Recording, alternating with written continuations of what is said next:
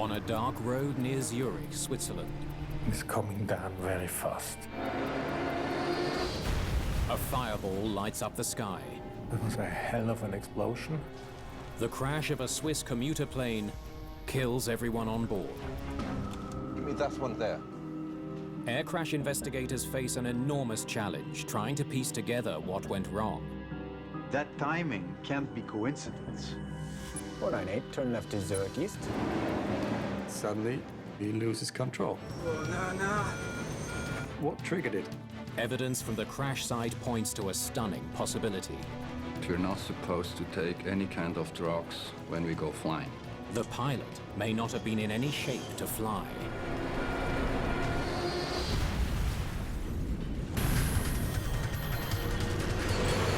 Mayday, mayday.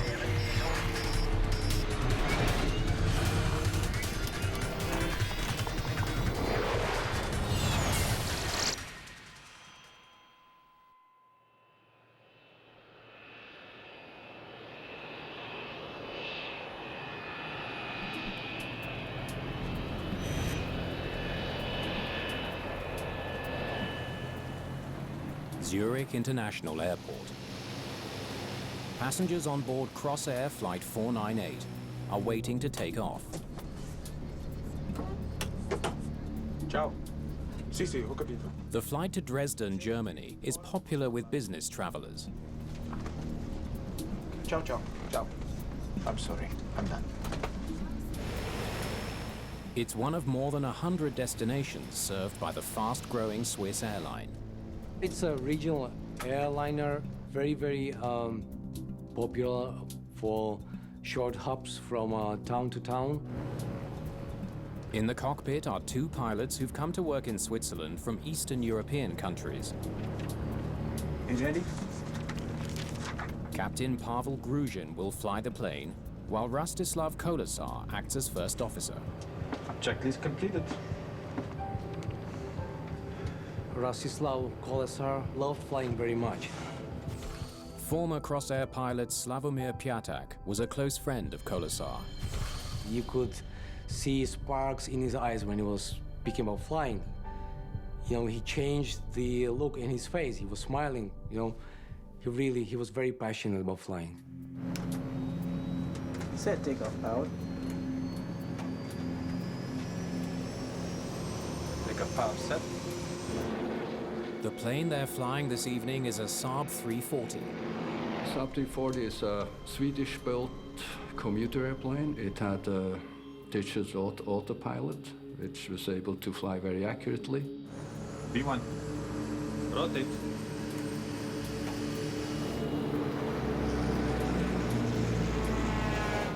Gear up. Gear is up. The airplane was easy to handle and smooth under controls. The flight is scheduled to take about an hour.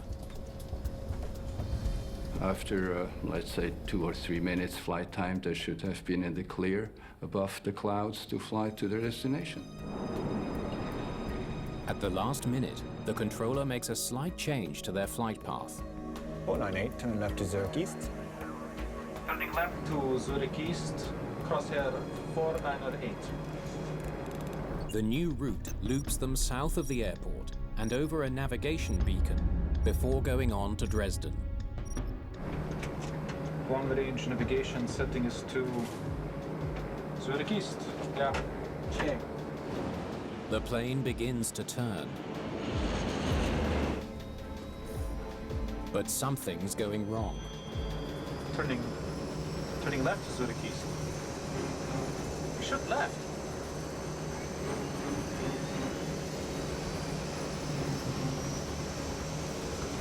Oh, no. Crossair 498, confirm you are turning left. Please, stand by. The plane should be turning left, but instead it's banking to the right. Okay, continue right to Zurich East. Captain Gruzin struggles to control the plane, but it's not working.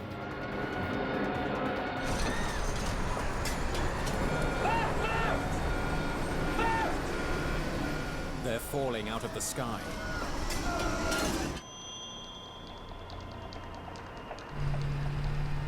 And I was driving home. And then on the left-hand side, I've seen something. I was sure it's a plane. It's coming down very fast.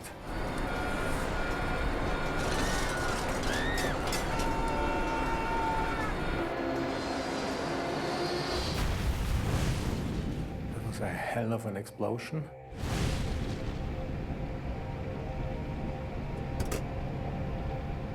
I've been about 50 meters away from this, and it was just one explosion and then always a new, smaller explosion.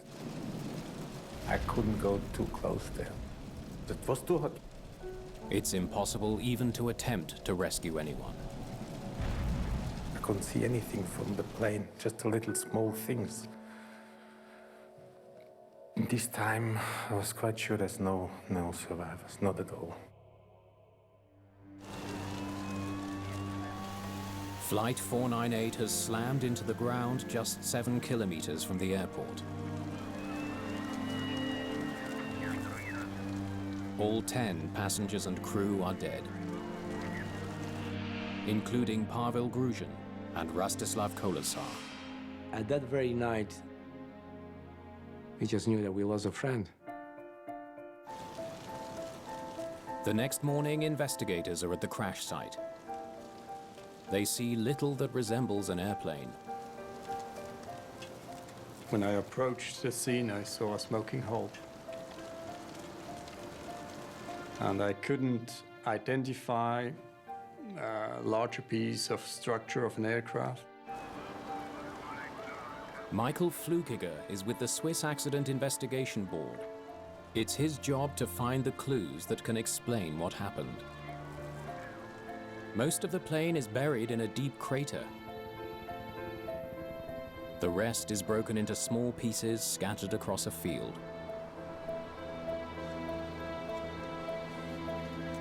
Flukiger faces the biggest challenge of his career.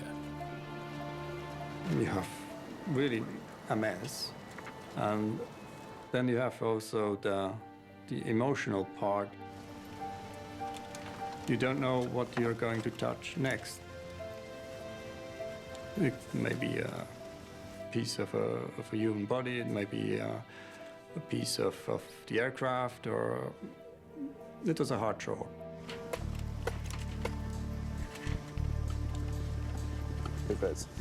The deep crater tells Flukiger that the plane hit the ground very fast, at a very steep angle. Our photo takes this shot here. If you can't see a bigger structure of an aircraft and you see a crater, that leads you to the idea that this aircraft has to come quite steep into the ground. The pattern of debris also reveals the direction the plane was flying. Flight 498 was turning the wrong way at the time of the crash. Human factors expert Daniel Connect joins the investigative team. A crash just after departure is very uncommon. So we were sure that it must have been something very unusual. Let's get someone over to the ATC, find out what departure they were flying.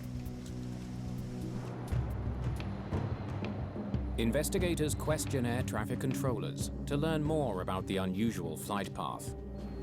If you have a radar plot and also some recordings of air traffic communication, then you have a first idea what happened. Why weren't they flying the standard departure? Oh, I was just trying to save them some time. Controllers tell investigators that they gave Flight 498 a shortcut on the night of the crash. 498, turn left to Zurich East. The new heading was a slightly shorter route to Dresden. ATC controllers, they provide this kind of shortcut whenever they can. Turning left to Zurich East. And that makes a difference of about 3 to 4 minutes, which is very much appreciated by the pilots and everybody else. At the first glance, this communication and also this radar plot showed nothing unusual. There was simply a takeoff, then ATC was commanding an early left turn. But for some reason, the crew didn't follow the controller's instruction. Crossair 498, confirm you are turning left. Please, stand by. The controller assumed the pilot wanted to follow a different route and approved that decision. Okay, continue right to Zurich East. Moments later, the plane fell into a deadly spiral to the right. If the spiral was caused by a mechanical failure, investigators need to know as soon as possible. A problem with aircraft maintenance or a design flaw in one of the parts could mean that thousands of passengers flying on the Saab 340 are at risk every day.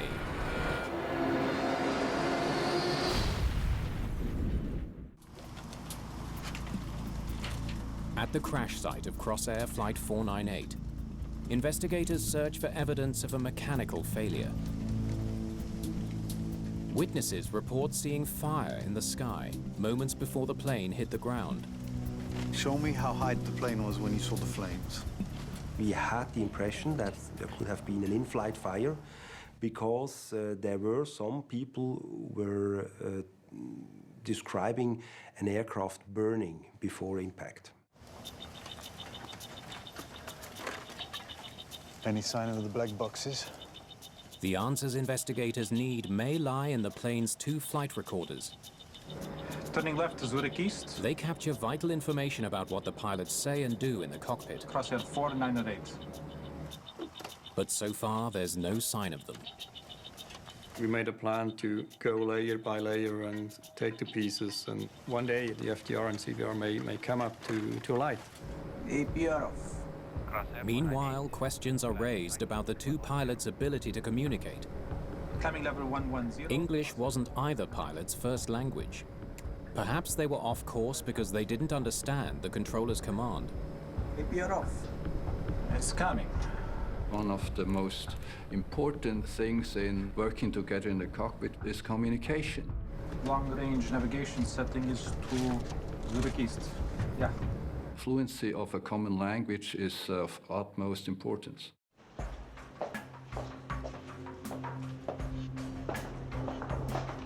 Investigators study the pilot's records. They look very experienced. The records are spotless. Both men are well qualified and can speak enough English to fly a plane. I flew with both of them. I knew Rasislav's English. He was very good.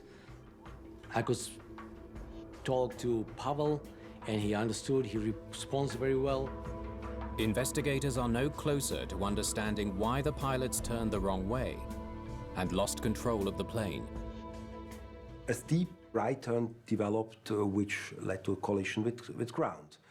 But there was no indication about the reason for that.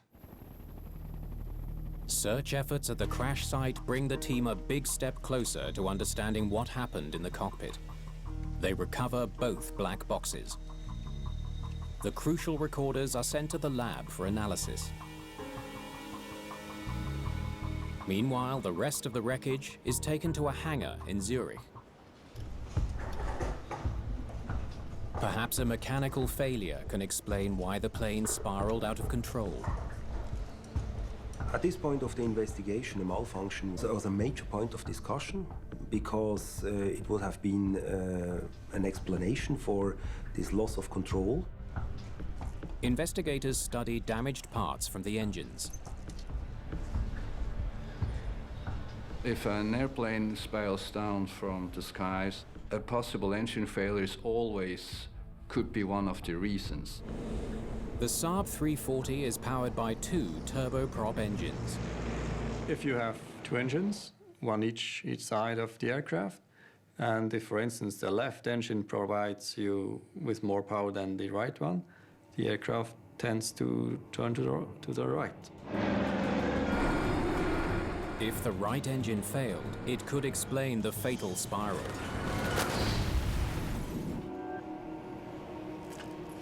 Spinning at high speed. But both engines show distinct damage that can mean only one thing. It was quite clear in just a short time after the accident that the engines were running, and they were running even on high speed. Engine failure did not bring down Flight 498. Investigators dig through the plane's maintenance records in search of a solid lead. I think I've got something. See here, and again here. The airplane had a history of uncontrolled flap movement. In the last 18 months, crews lodged more than 20 complaints about the flaps on this very plane. It's a lot of complaints. 21 in 18 months, that catched our interest. Flaps are small surfaces that extend from the back of the wing during takeoff to increase lift. If the flaps on one wing don't extend properly, it can make the plane hard to control. If something is wrong with the system and one flap is moving faster than the other or going further than the other, you're inducing at this wing more lift but also more drag. So that will tend you to roll in this left or right direction. Evidence of a flap malfunction on Flight 498 could be the break investigators need. They sort through fragments of wing wreckage, but it's no use. The parts are too badly damaged to provide any answers. They were damaged in, I don't remember in how many pieces. The actual flap was destroyed. They won't know for sure if the flaps malfunctioned until they can study data from the flight recorder. But the wreckage does allow investigators to explore a different theory. Witnesses reported seeing a fire on board before the plane hit the ground. So that was quite interesting that the eyewitnesses told us that they saw the aircraft in flames. That made us curious. So we need to go to the wreckage and make an investigation. Flames leave distinctive scorch marks on the skin of a plane. Give me that one there. If the plane caught fire before the crash, debris from the same part of the aircraft should show the same pattern of soot marks, much like neighboring pieces of a jigsaw puzzle. That's not the case if the fire started when the plane was already in pieces. If you have a fire after the accident, those pieces may be already split up, and they don't match, the fire traces don't match anymore. It's a painstaking procedure. Investigators must map each piece of debris to a precise location before they can compare the burn marks. In 1991, burn mark analysis helped investigators in Saudi Arabia understand the crash of Nation Air Flight 2120. After a wheel caught fire on takeoff, the DC-8 became engulfed in flames. None of the 261 people on board survived. Now, Swiss investigators struggle to determine if an in-flight fire brought down Crossair Flight 498. It took us also a long time to find all the pieces. The results are conclusive. See here and here? The scorching was definitely post-impact. At the end, we could determine that it had a post-impact fire, that's for sure. The witnesses are wrong. There was no in-flight fire. Witnesses often tell us some observations, but it's not necessarily in the right order, chronology. That's quite often the case. Crash site debris soon produces another lead. A pilot's flight bag was thrown clear of the crater on impact. It's quickly identified as belonging to Captain Gruzin. The contents are disturbing. There were some personal items in there, and with them we found this medication. No label or box with it. It is quite uncommon that you find some medication in a pilot's bag. Turning left, Zurich East. We should left. A drug-impaired pilot could explain the accident. It is always of great concern because we all know that we're not supposed to take any kind of drugs when we go flying. Investigators need to know exactly what type of drug they're dealing with, and whether Captain Gruzhin took any on the day of the crash. It is to the lab. Tests reveal that the medication is phenazepam, a powerful sedative similar to Valium that's used to treat anxiety disorders. In this case, there was a medication which was very strong and which can have an effect on your capability to fly an airplane. Daniel Connect may finally have found the reason why 10 people died on board Flight 498. Figuring out if the drug was in the captain's system will require tissue analysis. That will take more time. But valuable new information has been recovered from the plane's flight data recorder. Let's see what this looks like. Investigators use the data to create a simulation that replicates the plane's motion during the flight. They hope it will tell them if malfunctioning wing flaps led to the crash. Set takeoff power. Takeoff power set. A physical examination of the flap panels was not possible anymore, so we needed to find another way. Flaps affect lift and drag. If there was something wrong with them, it will show up in the simulation. APR. Crosshair 498. Climb to flight level 110. Climbing level 110. Crosshair 498. The plane climbs normally. Climbing to 3,000 feet. There's no sign of any flap malfunction. We could rule that out at this point. Please are on. The flaps were working as they were designed. No problem at all. We saw the engine were running, we saw we have a good speed, everything is climbing, everything is going good. And suddenly, he switches from a left turn to a right turn and he loses control. Oh, no. It's like no one is flying. The big question is why? What happened? Investigators travel to Moldova to meet with the captain's widow. They ask her why her husband was carrying tranquilizers. I'm sorry, I know this is a difficult time.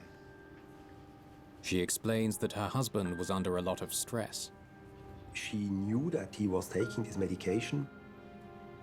And it was, I think, also due to the situation that he was separate from her, living in Switzerland.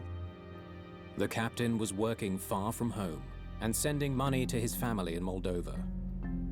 He was not very happy to be separate from his family, from his spouse, from all the people he knew. He was in another country, able to speak English, but not German or French. And I think this was not easy for him. But was Captain Gruzhin unhappy enough to risk taking a tranquilizer before piloting a commercial flight? Investigators hope the tissue analysis will tell them if the captain was impaired when he took off from the Zurich airport.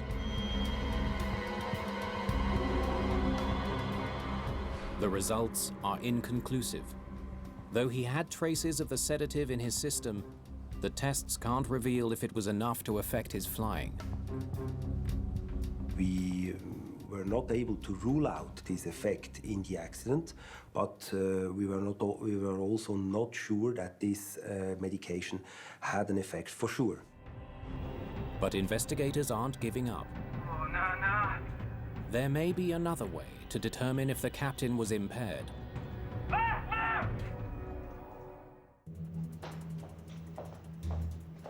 A friend of Captain Gruzhin is brought in to help with the investigation. So, just have a listen and see how he sounds to you.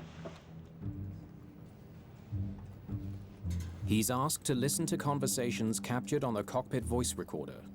He's ready. Checklist completed. Set takeoff power. He listens for any hint about how the captain was feeling, any sign that he was impaired when the plane took off. Takeoff power set. The tone or the pronunciation, all those things are very important.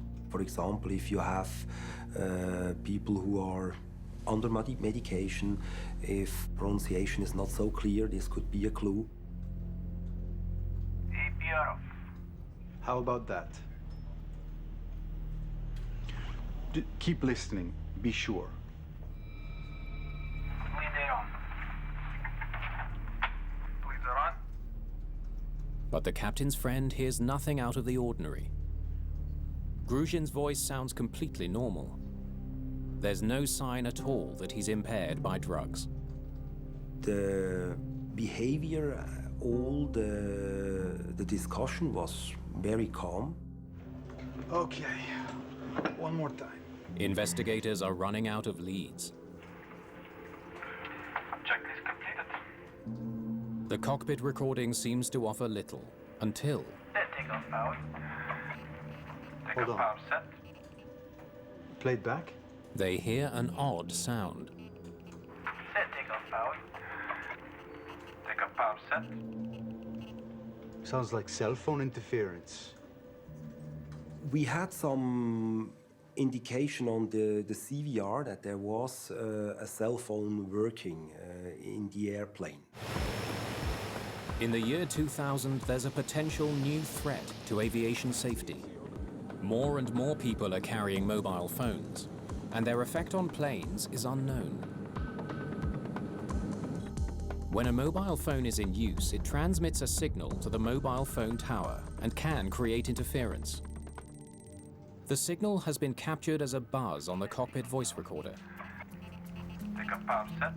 Investigators wonder if interference could also have affected the plane's instruments. There are malfunctions where you don't have any indication about the malfunction. The instrument is showing a normal indication. This kind of malfunction is very difficult to detect. Cross Air 498. Climb to flight level 110. Climbing level 110, crosshair 4908. Commercial pilots rely almost entirely on their instruments to tell them their plane's position in the sky. The main instrument to follow is artificial horizon, an instrument that gives you the idea of climb or descent, and also the indication of bank, left or right bank. If mobile phone interference affected the artificial horizon, it might explain why the pilots didn't know they were turning the wrong way. Oh, no. Investigators learned that a Slovenian airliner was forced to make an emergency landing after mobile phone signals caused the plane's electronics to malfunction, triggering a false alarm about an onboard fire. It can influence the aircraft systems, more or less send you messages that are not true. There's no question there were mobile phones on board. Crossair pilots even carry one in the cockpit to communicate with the ground crew. Investigators set up a series of tests in an identical plane. Okay, we're all set here. So, go to the back and trigger a signal. They look for any sign that a mobile phone signal can affect vital flight instruments. With this test equipment, you can emulate a cellular phone.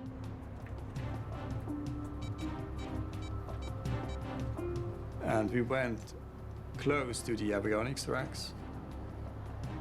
We tried to stimulate the system. Nothing yet. Try again. There are mobile phones on nearly every plane in the sky. If mobile interference really is the cause of the crash, investigators need to know before it happens again. Investigators obtain the mobile phone records of every passenger on the plane. They check to see if anyone on board used their phone in the critical last moments of the flight. Nothing yet. You? Cell phones normally don't do any damage or any harm to aircraft systems because they're very well shielded from such electronic interference. The onboard testing confirms that mobile signals can create electronic interference in the cockpit. There it is. But can that interference cause flight instruments to malfunction? After repeated testing, Try again. investigators can find nothing to support that theory. We didn't have any evidence that the cellular phone was a problem. The phone records show that all mobile phone calls to and from the plane ended before takeoff. Jump, jump, jump. During the flight, we had no communication between one of the cell phones and ground stations. It now seems that other than the noise captured on the CVR when the plane was still on the ground, mobile phones had no effect on the flight at all. The result there was simply zero. None of the theories are panning out. Investigators re-examine the best evidence they have, the pilot's comments recorded in the cockpit, Gear up. and the information from the flight data recorder. Gear is up. APR off. Crosshair 498. Climb to flight level 110. Climbing level 110, crosshair 4908. APR off. It's coming. They listen for anything that can tell them how the instruments were working that night. Right here, the turn is starting to get very steep. Turning left to Zurich East. We should left. Oh, no. A sudden reaction from the captain provides a clue. That timing can't be coincidence. Investigators know that the captain's flight display changes in appearance the moment a turn gets too steep. The system is designed that if you go into an abnormal bank or pitch angle, he removes unnecessary information to make the recovery easier for the pilot. This was just at the moment when the captain was commenting this "oh nana." The timing of the captain's remark convinces investigators that his instruments were working, but that he didn't understand what the gauges were telling him. People who are confused are not detecting this confusion at the moment. I think the problem was that he was not aware what was going on. The search for an answer takes investigators to Russia, where Captain Gruzhin learned to fly. Thank you for seeing us. They meet with Russian aviation experts. Crossair recruits many pilots from the former Soviet Union. If Russian training is faulty, lives could be at risk. Crossair was expanding dramatically with no resource of own pilots from Switzerland or neighboring countries. So it was very easy for pilots to transfer to Crossair airplanes. They study the pilots' histories before they move to Crossair. Captain Gruzhin was 41 years old. He had over 8,000 hours total flying time and almost 1,900 hours on the Saab 340. The 35-year-old first officer, Rostislav Kolesar, had more than 1,100 hours in the plane. He was a very capable pilot and well organized. Both pilots were highly qualified. There seems to be no reason to suspect pilot error, until the Russian investigators suggest a stunning theory that could change everything. They tell investigators about a troubling cluster of accidents caused by Russian-trained pilots becoming confused by a crucial flight instrument. This was very surprising for us because this problem was not well known at this time in the western part of aviation. Pilots in the Soviet Union were trained to fly using an artificial horizon that looks very different from the one used in Western planes. Turning left to Zurich East, crosshair 4908. In the West, the airplane symbol in the middle remains stable as the background moves. Soviet horizons work in the opposite way. The airplane symbol shows the motion, and the horizon is fixed in place. It's easy to see how a pilot might get confused. A left turn on a Soviet display looks very similar to a right turn on a Western display. There were two different philosophies of artificial horizons in the Western aviation system and in the Eastern aviation systems. And these two systems, they can lead to a certain confusion. As countries in Eastern Europe began buying more Western planes, that confusion proved deadly. 15 crashes involving spiral dives. This discovery was really crucial for the probable cause of this accident. Under stress, and possibly under the influence of a tranquilizer, Captain Gruzhin may have fallen back on what he had learned when he first became a pilot. No! What you learn at your first, very initial training, it goes back to your reptile brain. Is where you really store in a long-term memory basis. That's what you remember, and you go back to your basic training. In his confusion, he became convinced he was in a steep left turn. He was turning right to try to correct that problem. The air traffic controller only added to his confusion. Crosshair 498, confirm you are turning left. The instruction may have seemed like confirmation that the plane was turning left, even though it was not. He said 498, confirm you're turning left. How much does that help to a crew? Please, stand by. The only thing he could have done, in my opinion, is to say either Crosshair 498, turn left, heading whatever, or Crosshair 498, I see you in a right turn. Left! Left! What he actually said didn't help anybody. The captain's constant attempt to level the plane he believed to be turning sharply left actually put the aircraft into a deadly spiraling dive to the right. Investigators also discover another important difference between Russian and Western aviation. That is a lot of hand flying. Russian pilots have a different approach to the use of the autopilot. Long-range navigation setting is to Zurich East. Yeah. The autopilot can fly the plane, Okay. even if both pilots have their attention on other tasks. Eastern philosophy from the previous Soviet Union would be to fly the aircraft as long as possible with hand flying, just to prove the ability for the pilot to fly. And that's really different from the Western philosophy. The captain of Crosshair 498 was flying by hand. The autopilot was not engaged. If the captain had engaged the autopilot after takeoff, the accident would not have happened. We would never have talked about this flight because the airplane would have simply flown to Zurich East and reached Dresden about 1 hour later. But there's another troubling question. There were 2 pilots on board that day, even if the captain was confused by his instrument. Why didn't the first officer notice the problem and take steps to save the plane? If somebody sees something going wrong, then he should intervene.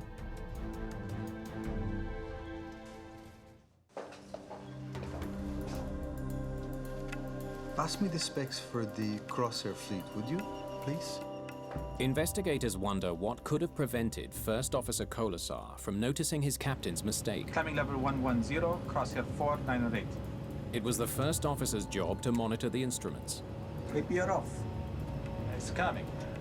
But he had an extra challenge during Flight 498. 498, turn left to Zurich East. Turning left to Zurich East. Crosshair 498. The plane's computerized navigation system was a new addition to the cockpit. Cockpit design is a complicated process. Pilots need to be able to reach everything easily, as well as monitor a vast array of instruments, including the artificial horizon located directly in front of them. The Saab 240 is not a huge aircraft. You don't have space to place everything in the optimum area, so it's a challenge to organize the cockpit. Investigators wonder if an awkward cockpit design made it difficult for the first officer to see what was going on. To find out, they conduct an unusual experiment. Okay, let's begin. B1. They reconstruct the flight Rotate. to see exactly where the first officer was looking when things started to go wrong. Gear up. Looking at the gear handle. Gear is up. APR. Crosshair 498. Climb to flight level 110. Climbing level 110. Crosshair 498. After takeoff procedure for sub 340 requires from a pilot which is not flying to do most of his job either head down or head up. He would either follow the overhead panel to put the switches in a proper position or would look down to turn the knobs and try to settle the center pedestal panel. Set climb power. Coming. His duties keep his gaze away from the artificial horizon. Now he's looking here. Now I can look up. By the time the first officer could see what was happening, the plane was already in a steep right bank. Turning left to Zurich East. If you do not pay attention when you look back, you will probably find an attitude you didn't expect. Researchers found out that it takes 4 to 18 seconds to have an idea what the airplane is doing, what kind of attitude the airplane actually is, and what kind of action has to be taken to recover from it. We should left. Crosshair 498. Confirm you are turning left.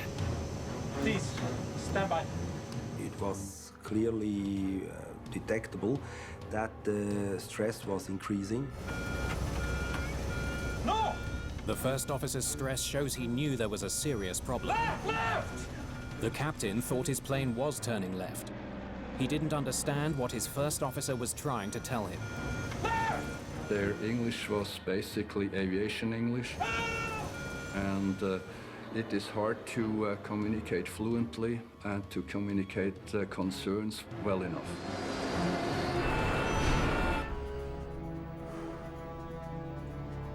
All you had to say was stop, you're turning the wrong way. It is normal in aviation that you have an exchange of people from different countries. And I think that's a nice part of aviation, that it is international. But you have to analyze their cultural background. You have to give them the tools they need to do their job safely. After the crash of Flight 498, the airline improved training for pilots from former Soviet bloc countries. They now get 3 months of extra instruction. They also must pass an English proficiency test. Everybody's working hard to make good aircraft with good trained people, good aircraft systems. Finally, all Swiss crews are now required to engage the autopilot immediately after takeoff, ensuring that they can pay proper attention to the progress of the flight. Next up, meet 19-year-old Vedant Mungi, who is having surgery to remove up to 85% of his stomach in brand new half-ton world after the break.